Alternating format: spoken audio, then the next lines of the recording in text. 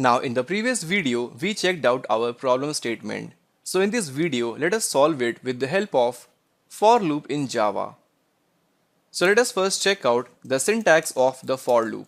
So the first keyword that we need to type is for, then give it a space, bracket open and bracket close. Now within the parenthesis you have to type 2 semicolon. So here I have 3 blank space. One before the semicolon, one in between the semicolon and one after the semicolon.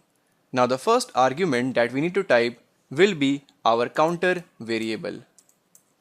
That will be incremented, and then in between the semicolon we need to write our condition. And the third argument will be the increment or decrement of the counter. And after that we need to use our block. And within this we need to write our code. Now let us start filling our code in place of counter, condition and increment and decrement of the counter. So if you notice here from our previous code, here we have number equal to 1, then number plus plus and again number plus plus. So each time we are writing our code, we are incrementing the number variable. So in case of for loop, this number will act as a counter. So here what I will do, instead of int number equal to 1, let us use here int num equal to 1. Because I can't type number here again, because it is already defined here within the main method here, right? So let us change the variable name to num equal to 1.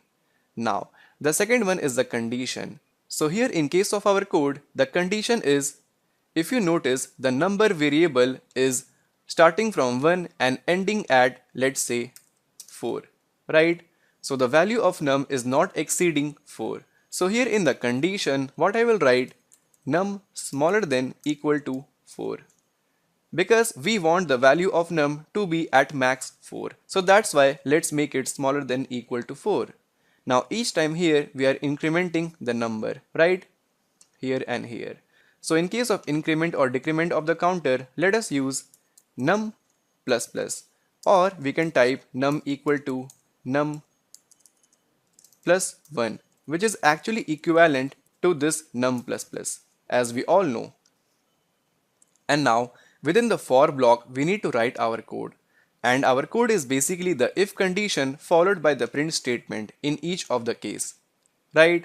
So why don't we copy these 2 lines of code and paste it within our block, and let us change if num modulus 2 is not equal to 0, then simply print out the num. And now let us run our code and let's see what happens. So there we go, the last 2 output belongs to the for loop that we have written here. So this shows that our for loop is working perfectly fine and we are able to get the desired result as we were getting from these bunch of lines of code.